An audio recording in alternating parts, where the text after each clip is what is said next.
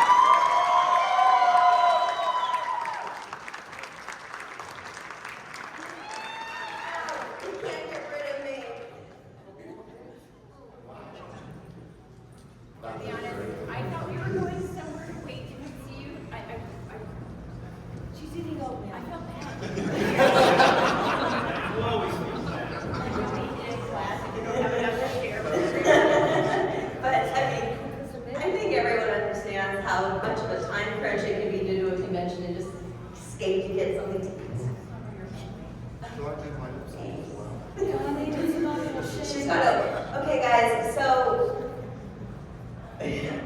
many. It's okay. I would love to know how Hellraiser came into all of your lives. Now, we only have 2 microphones, so we're just going to have to pass it down this way and pass it down this way, okay?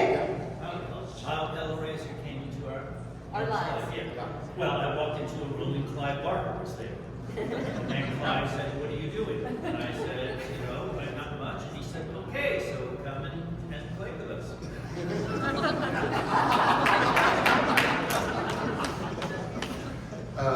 Okay, so I had been a friend of Clive's for about 3 years in Sydney. I'm making a movie. Would you like a part in it?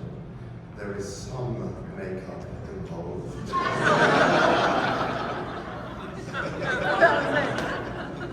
Well, Grace Kirby was Clive's cousin, and she didn't want to do the second film, so they just sent out a general call for an actress with, I believe, mime skills. I was asked to do the audition. I nearly didn't because the chatter scared me too much. And I thought I had to play him, and I hated mask work. But I went anyway because my friend Jeff from Lancashire said, "Oh, go on, Bobby, years from now they'll be writing books from you. Bobby Wilde, Queen of the Bees." So I went, and I knew what the word Cenobite was, and I contradicted the director because he thought it was a word Clive had invented. And I said, no, it wasn't. I got into an argument, and I was right, and he still gave me the part. I was reading for Waxworks 2, with Tony Hickox, and it just bought a house, and I had a lot of work to do on it, and I didn't really like the offer they gave me, and I said, well, what's the next thing you're doing? And he said, Hellraiser. I'm like, what? Is there a part for me in Hellraiser? And he's like, yeah. I'm like, well, great. When you're done with Waxworks, come back. I would read for that. I want to do that. I love that. Oh my God, because Andy's was the one I was just like, holy shit. What the heck is that? Right? So, yeah.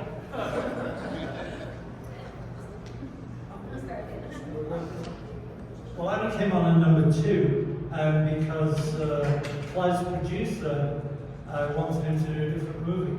So Clive, Doug and I all grew up together in Liverpool. We've been in theatre companies in the 70s, and in the absence of any established professional, Clive told the producer Chris Figg that his own mate Pete could maybe write the script for him for number 2.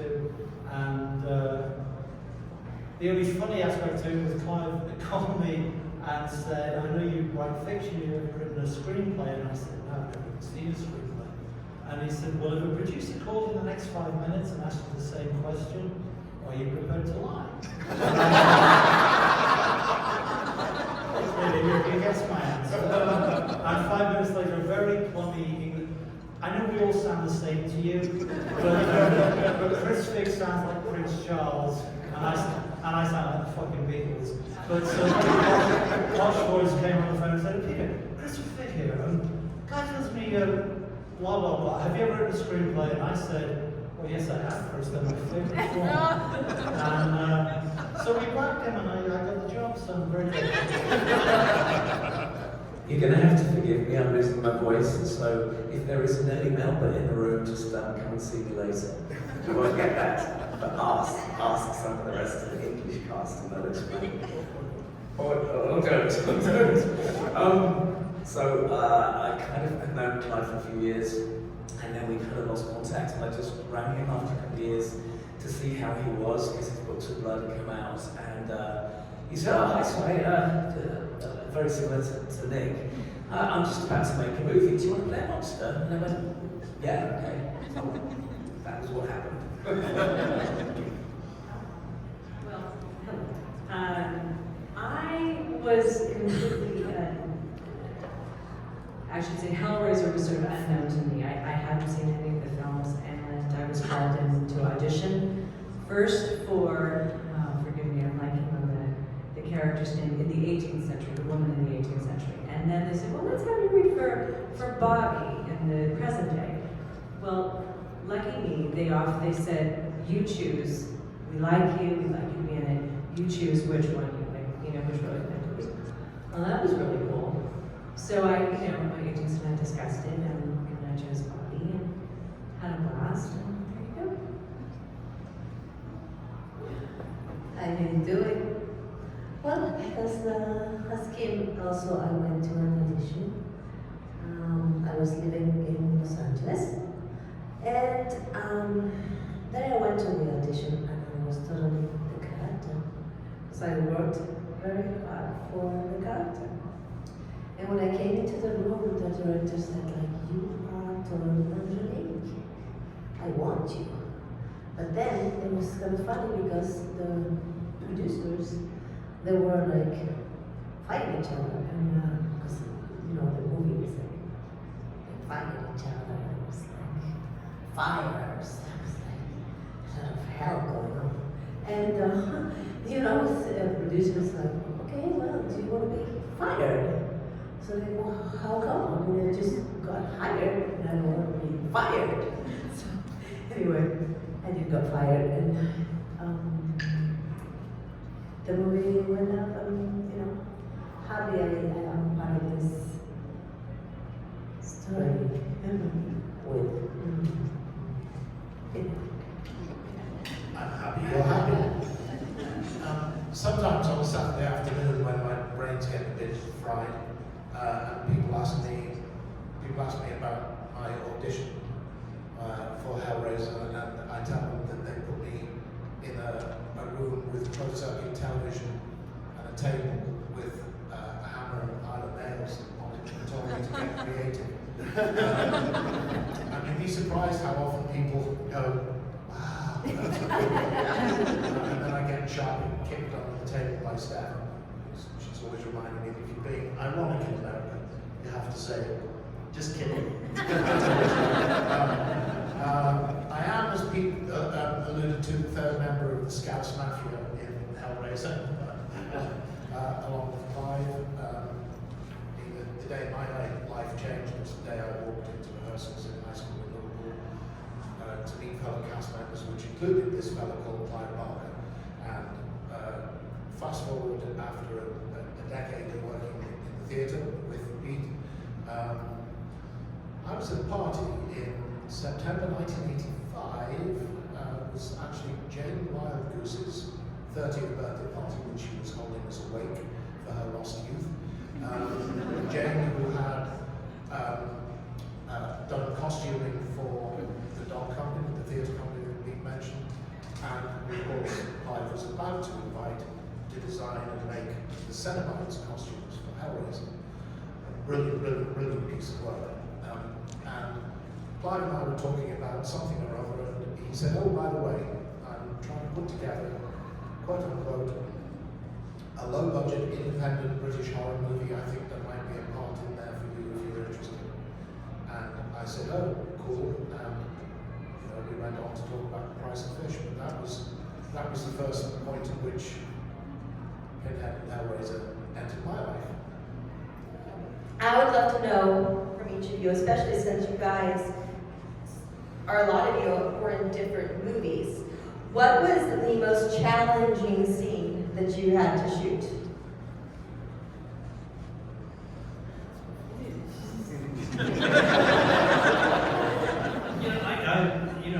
When I'm playing roles that I enjoy, the challenge is, do I suck? That's the big challenge. But you hope you don't suck. But other than that, I think the makeup probably was the biggest challenge for me at the end of the film. But in terms of playing, I just had such a great time. It was really totally unexpected. It was unexpected because Clive Barker was so unexpected to me. Here's this guy who looks like a choir boy, maybe 15 years old, and with this sweet smile, and this mellifluous voice, and then I got his books of blood, and I started reading these books, and they fucked me up. Honestly, I thought, wow, this guy is something else. So I felt like I was in the right company. He was a kindred spirit, definitely. Gosh. Okay, so the makeup itself, the Simon Word test, had its own challenges because I couldn't really hear, speak, or see. At the bits, I could just about. I suppose the bit that was the most challenging was something that was not in the script, and that was putting 2 fingers down Ashley's throat. Because you understand, I can see out my left eye actually over there. And it's like, and honestly, if Ashley wasn't such a great actress and really, because literally we just given it like half an hour's notice to think, by the way, Nick, you're going to shoot your fingers down Ashley's throat. Okay, Clive. That's what we wanted to do. So it took us a little time, but it's so there's that bit. The other bit was the most painful. Okay, a pretty brief story. So, Chatter's death, Ashley's got this wooden hunk of wood, which is a box wrapped in brass. Smashes Chatterer in the face. I mistimed one of the blows, so I really got hit in the face pretty hard. And they realised, they stopped filming, got me off set, because I was really quite dazed. And they gave me whiskey through a straw. Sorry, Jack Daniels through a straw. Jack Daniels on set. And then I was doing that kind of full makeup and so on, and that's when I went blind. And then a voice very quickly said, "It's okay, Nick, there's been a power cut."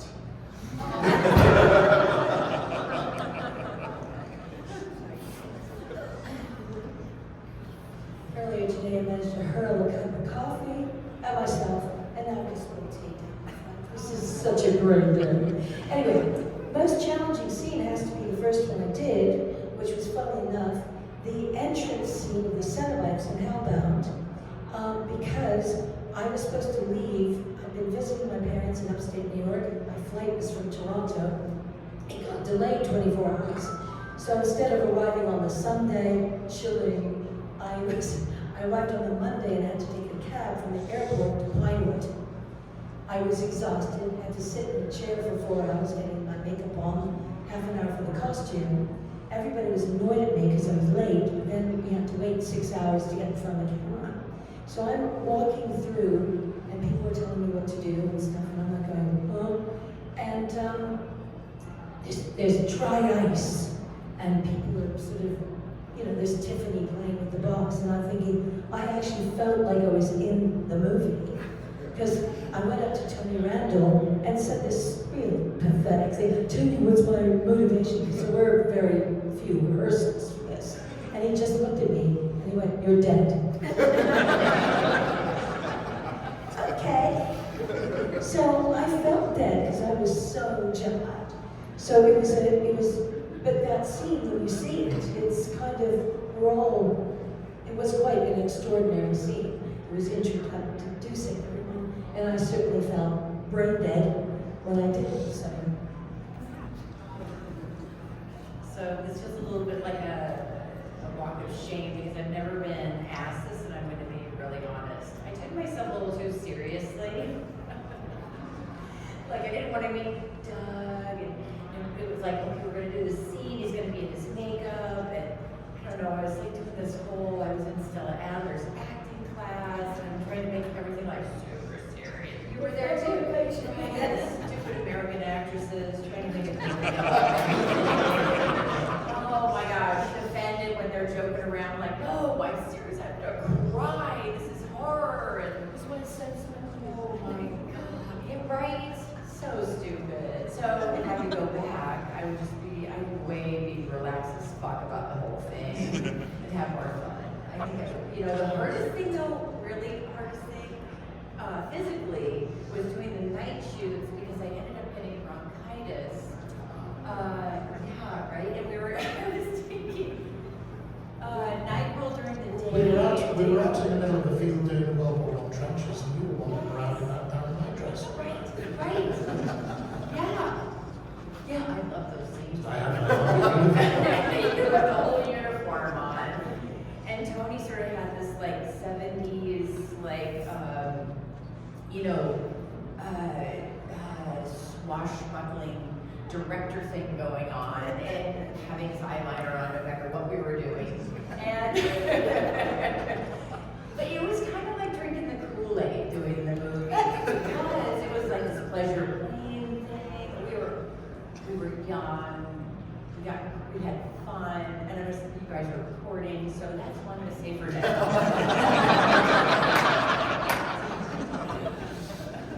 Of course, Hitchcock would have told you about me that your motivation was your salary. Except on Hellbound, that would have been no kind of motivation.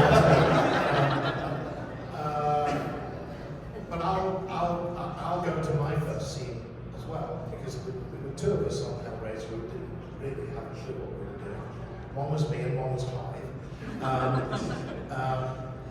Because I'd never been to theatre school, I'd never had any drama training, and it shows. Thank you, Simon.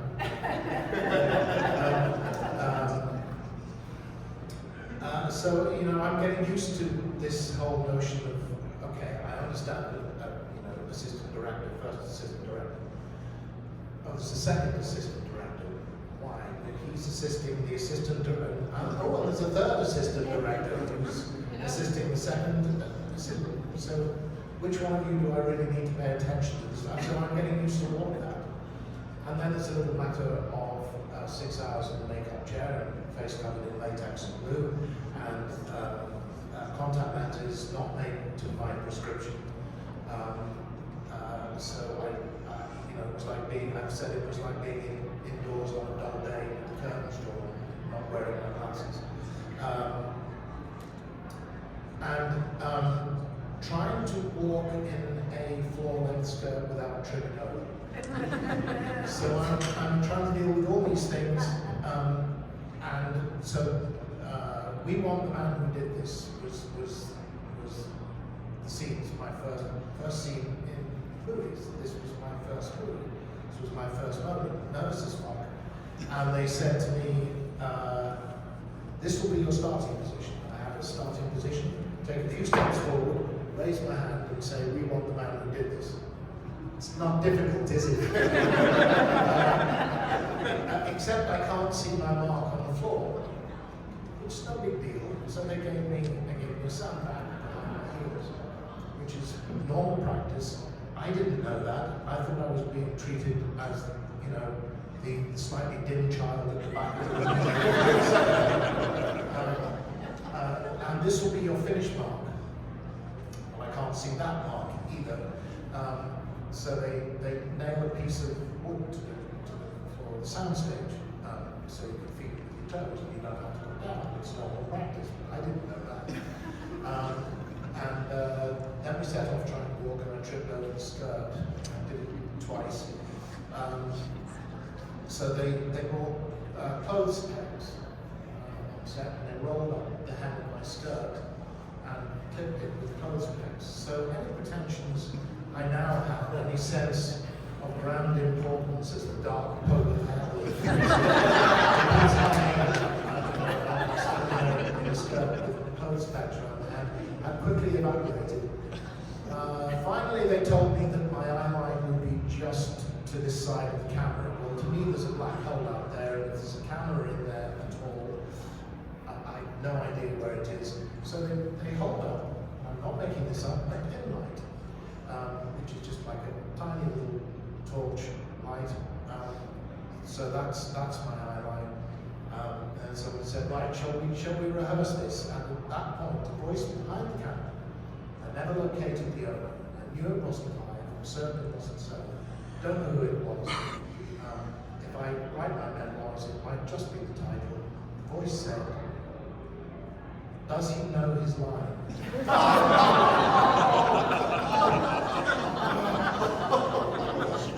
It's the only fucking scene I did that day. We lost the man who did this. 7 words. I pride myself. 7 words. It all got easier after. That was fun. Anyway, It was very scary to me when I was next to him, because when he had his makeup and costume on, he was a total freaky hell person. And I was so scared of this. And then he'll take the makeup off, and he was a sweetheart. You know? And I'm like, what is going on? I mean, who am I dealing with? You know? So, I started like training myself, like how to know. Every time I would see in his full costume, I was just so scared to hell. I mean, really. And then I figured, okay, I have to meet this guy. And so suddenly, one of the scenes, I got like, okay, the director wants you to kiss Pinhead. How am I gonna kiss him? How am I gonna kiss him? They're thinking of taking all the things away from you to kiss him. It's like, no. This is not gonna work. It was so funny. You don't have memories? Me either.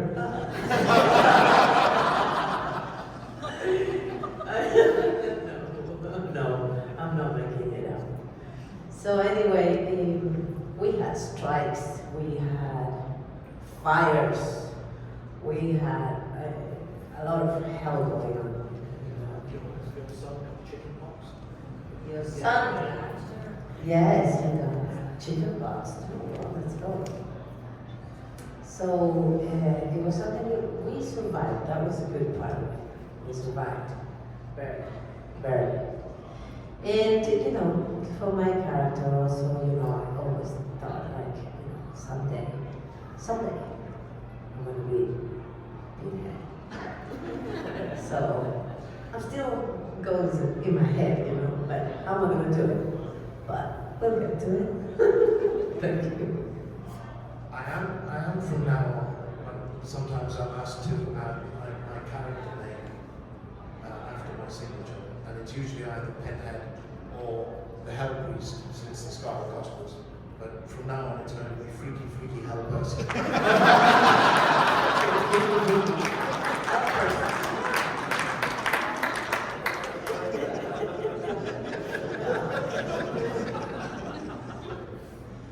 Well, let's see, what other was challenging? Well, kind of sadly, one of my apparently more challenging scenes was just running down a hallway, because I think it was the first take. It was either rehearsal, I think it was the take actually, and our director, Kevin Yeager, said to me, Ken, I want you to, they were at the far end of the hall, and I was going to run, like truly my life did depend on it, because it did, and he said, I want you to just just let it go, run. I said, okay, so I was, similar to what Terry was sharing. This was very intense, and it was, and you really do, you have to put yourself in the circumstance as much as you can. Obviously, that's part of your job.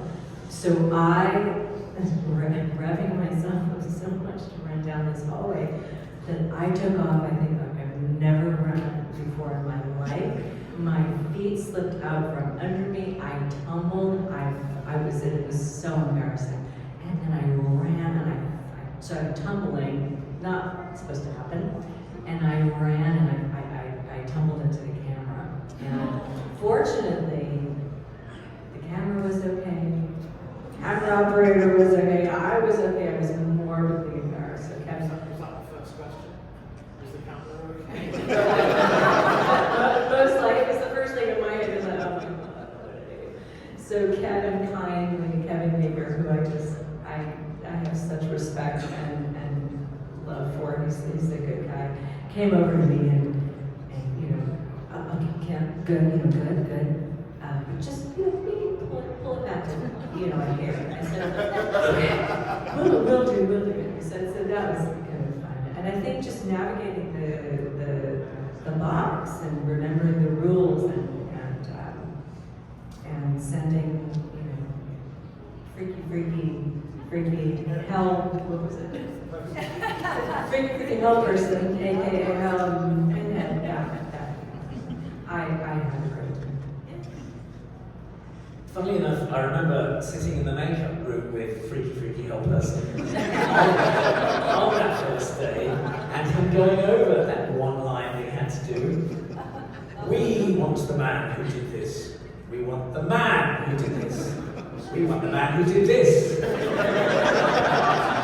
All these different takes. No, you're not going to like from that. You've had your moments.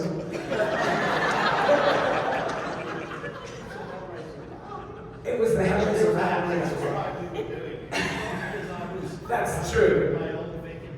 We always joked that we would be the Hellraiser band. We'd be the Cenobite band and a rap band, and that's why we really was going. We want the man to do this. I can't rap. I'm 62. So, but was it? So yeah, again that first day, Nick and I were completely blind, virtually deaf. My nose was sealed up, so I couldn't breathe through my nose, and I had these huge false teeth glued to my own teeth. And so Nick and I sat there going, just to breathe for 8 hours. So they led us through on the first time on the set, and for some reason the message hadn't got through that Nick and I were completely blind. So we could hear people talking to, we had no idea what the set was or where the other actors were, and the next thing you heard was, well, Justin, because I could hardly hear, was, and okay, I have no idea what I'm supposed to be doing. So evidently, Nick and I just kind of both wandered off in some random direction.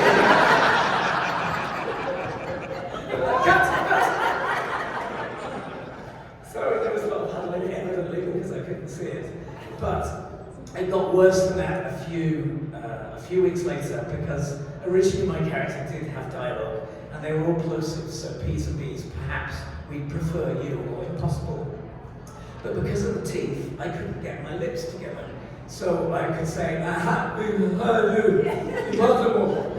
And it kind of wasn't very scary. So we got to the first take of me having dialogue, and I was trying to, I can't do the words. What? I can't make the words. And evidently they went away in a little huddle. There was no budget for ADR for dubbing. So they came back and they said, okay, what we're going to do, we're going to take all your dialogue away from you, and the female Cenobite is going to say it. And that was the most distressing day on set. And we went back to the green room and I cried inside the butterball costume. And nobody knew. So Clive's line, no, it was much sadder than that.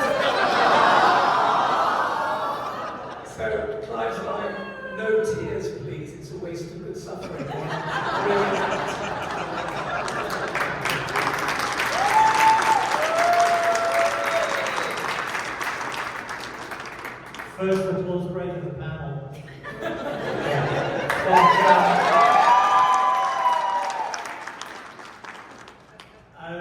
you know, you're not really an actor like the rest of them, but I wrote the movies and they wanted me to stay on set through the shoot for Hellraiser 3, but they didn't have the budget to keep me on set as a writer.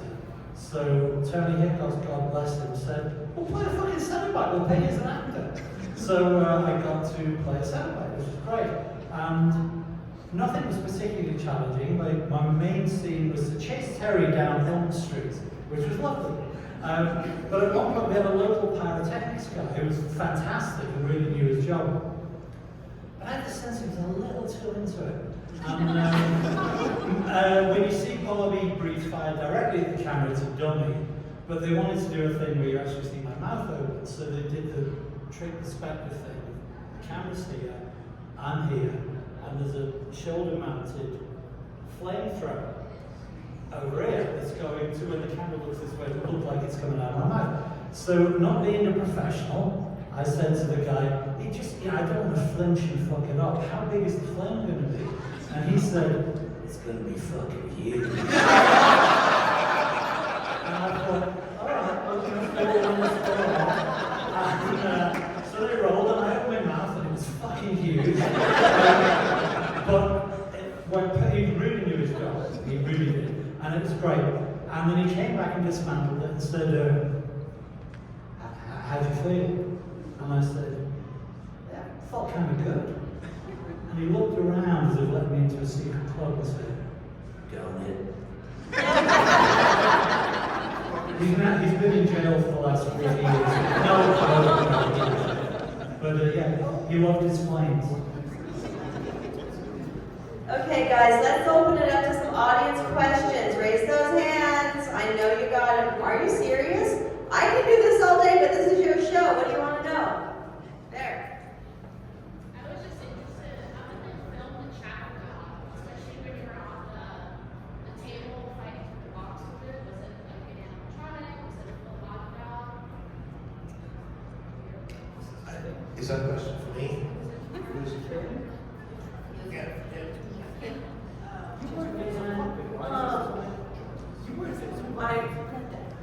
This is, I have to be honest, I don't remember.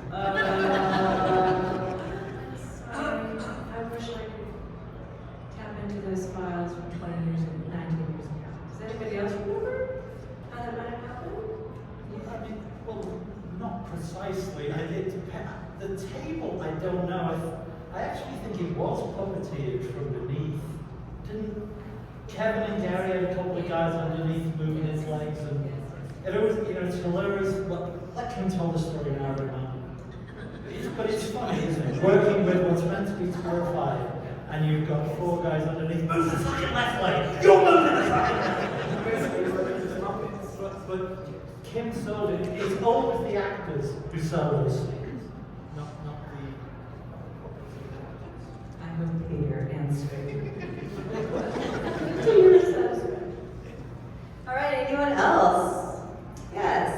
This is basically for everyone, but the new Hellraiser movies are coming out and there's no leather. How does everyone feel about the configuration with the skin instead of doing with leather? Because it makes a lot more sense. Sorry, can't hear you. It's no leather in the new film. I think it's because it's vegan. Alright, she wants to know also, like, how do you feel about that? Are you in favor of it being skin instead of leather, or do you still want your leather daddy back? Skin's scary. Vegan's not scary. Sorry, I didn't get that question. What did you say? For the new Hellraiser, Yes. are you upset that there is now skin in place of the leather suit? Well, I actually thought the design of the whole film was quite, Lost her leather daddy. quite wonderful, but, you know, you cannot beat leather. You know what I'm saying? Because it is, you know, of course, unless you get vegan leather, it's not, it's so, leather isn't sexy? No, vegan leather is not sexy. Although I have a vegan friend who could argue with that. But, Yeah. Vegan friend would argue. No cows were killed in the making of the new Hellraiser.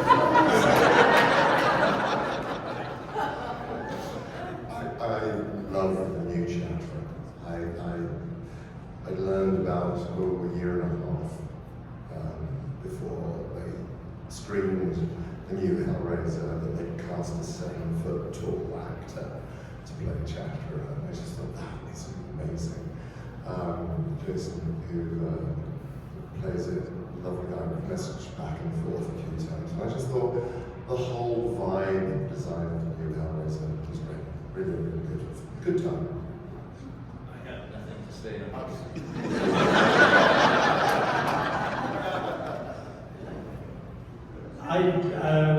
They look great. I thought the designs were great.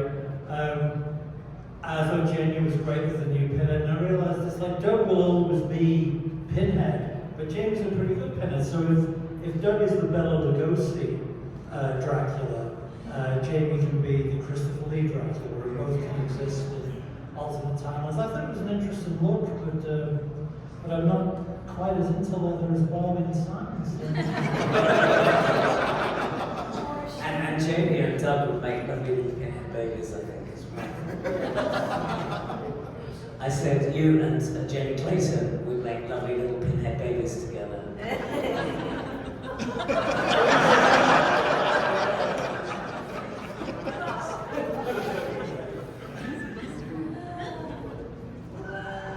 No, I don't think anybody would replace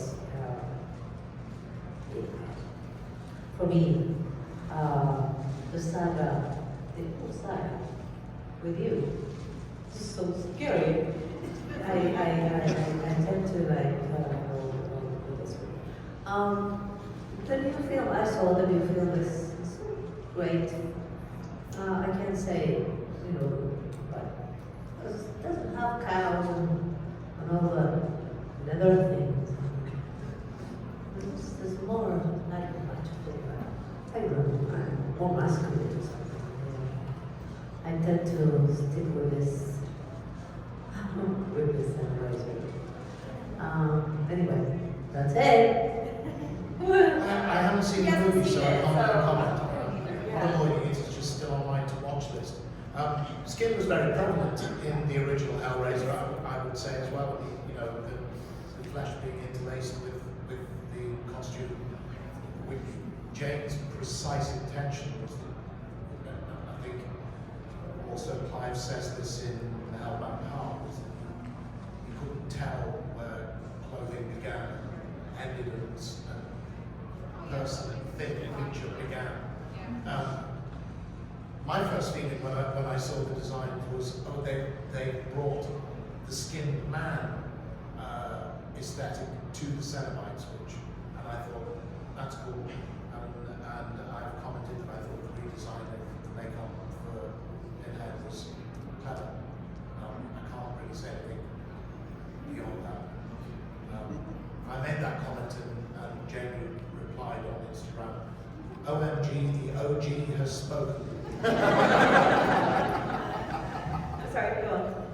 No, I was wondering, would you ever be interested in doing a Nightbreed crossover Hellraiser film? Who's that question for precisely? Everyone. Everyone's been in. Yeah. Do you have the money?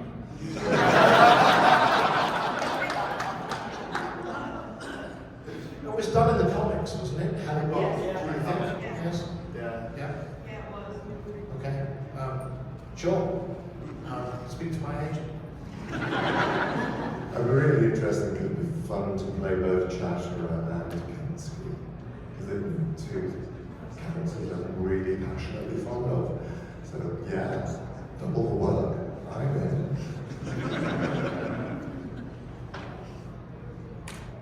It's more of just a statement for your character, Larry. I really feel for him. I feel like he's a big victim in the movie, and every time I watch the movie, I really feel for him. And I just want to say that, how do you feel playing that character where you're innocent and you're trying to be a good father, you're trying to be a good husband, he gives his wife everything that she wants? How do you feel?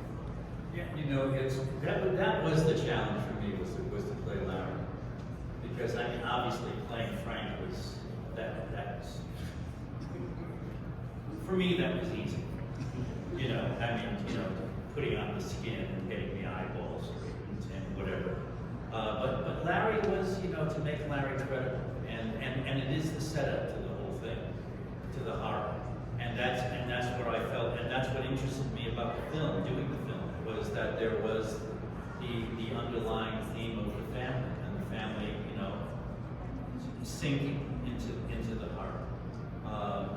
And one of the most horrible moments for the film with me, and when I watched it, I was amazed how I reacted, is that when Larry is moving a piece of furniture up the stairs, and then there's a close-up of a nail ripping into his, his hand.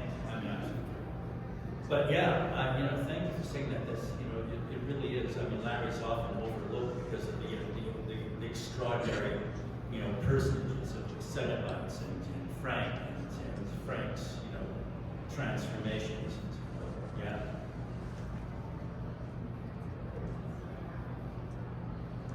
All right, anyone else?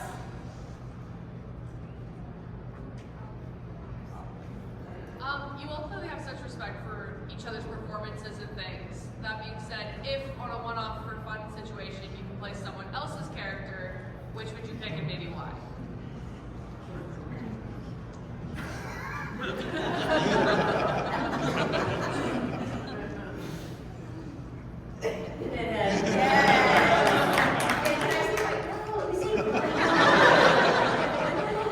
Because he didn't kill me.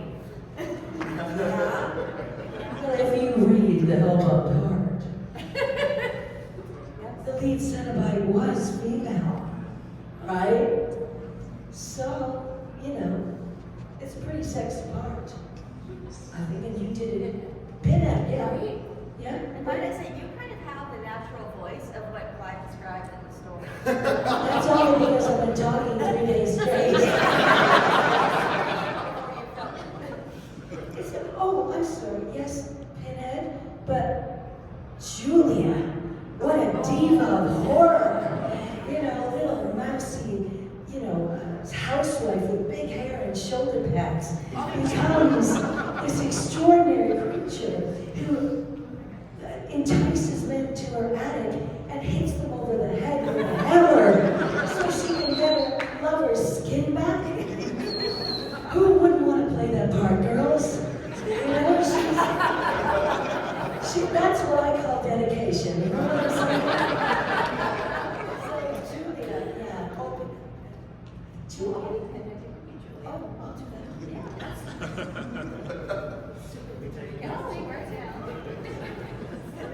I think some of the most perfect casting was Julia's victims. The three men.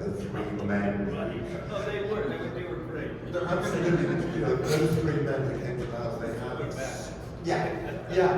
And it's just like, God, I really would love to play one of those because honestly, they're tiny, you know about those guys. You know everything you need to know about those guys in those few moments that you see them. And they get shorter and shorter. They get to actually see the character. And I just like to play one of those guys. Yeah. Well, I have no, because I ran the range from Larry to Frank, so please, I'm not going to get greedy here.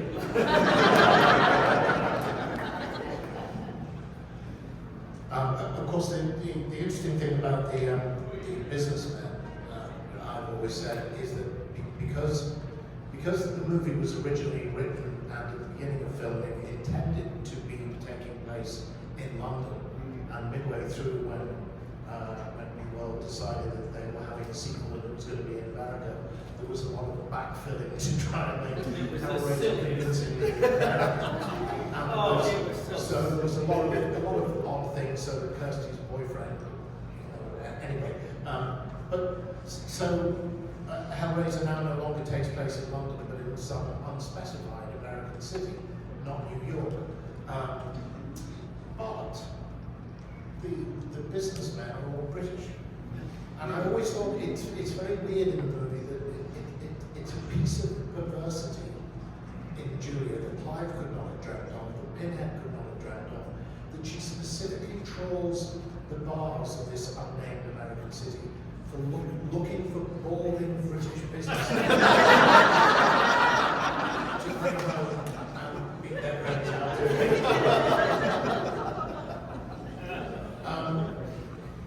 well, obviously, I would play the mattress delivery guy. Did you learn your lesson saying that? It would not be the serious answer would be Dr. Gerard.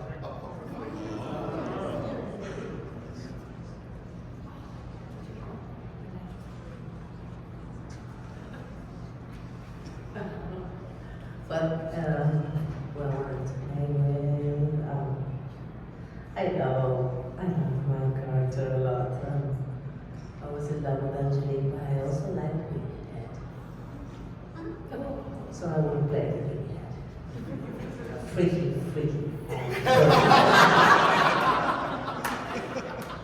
Let's see, I think for me it's obvious too.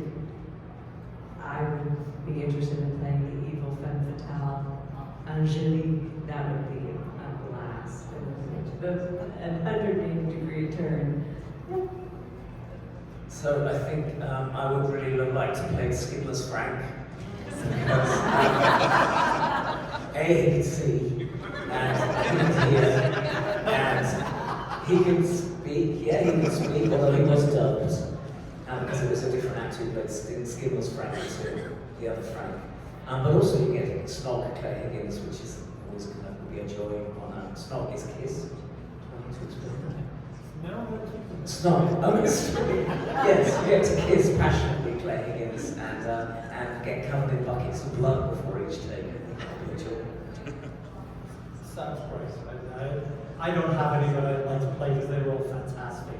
In each movie, the whole cast was great. So I'm happy to let them keep their parts. The other thing, sorry about Skinless Frank, is in these days in Hollywood they have this gunk that they use for like the alien kind of gooey bits. But back then they used KY jelly, so playing Skinless Frank you would be covered in KY jelly every day, which also was kind of one of my fantasies. You might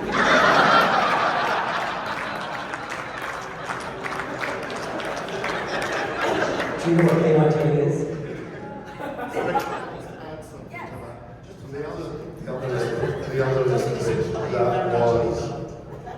The other liquid that was frequently used on Hellraiser and fondly referred to as elephant cum was made up of snowflakes dissolved in water, and that white goo that you see, yeah, that kind of show.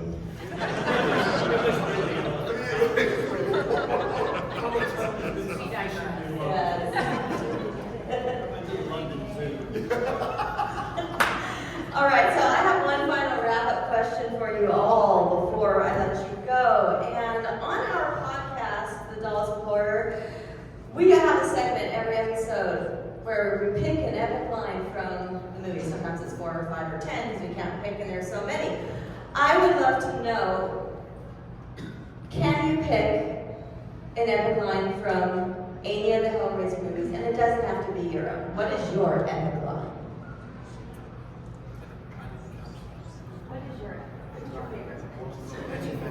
Oh man, I got a few.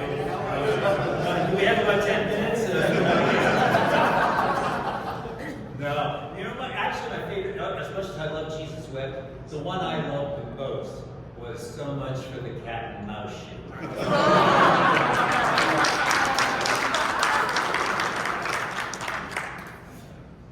Funny enough, it's one of yours.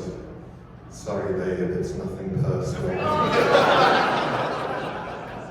Doesn't Claire say that? What? I don't know. Sorry. Sorry, babe, it's nothing personal. So, Just after he slaps the back. Yeah, well, in Hellraiser 2, she grabs Frank's heart and holds it up, and it's bleeding and still throbbing like it's in her hand, and she goes, nothing personal, babe. And it's her response to that, which I like. But of course, there's always the old standard, time to play. I forgot about the cat. I feel like I need to watch them all again to be able to pick one. But I think it was always whenever, Doug, when Penn had had a line like that, so much for cat and mouse. Those kinds of lines were so like, oh my God. Yeah, all of those from him that were just like, shit. He's not like a normal guy. It's Jesus wept, immortalized by the great Mr. Roberts. Yeah, no, thank you.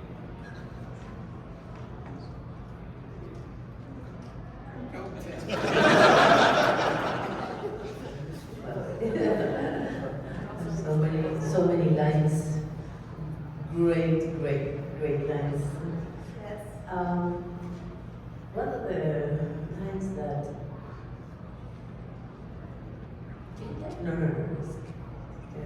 it's freaking helpers. And it's like, I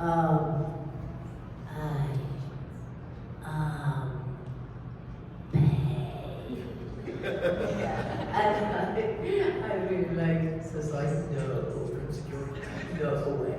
I am paid. So, typical line.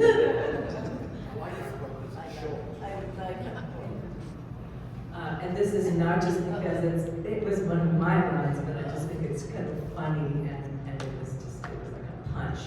You go play with your dog, you bastard. I've got two. I'm going to misquote it, I think. Well, I hope not. Please hear, but it's take your best shot, Snow White.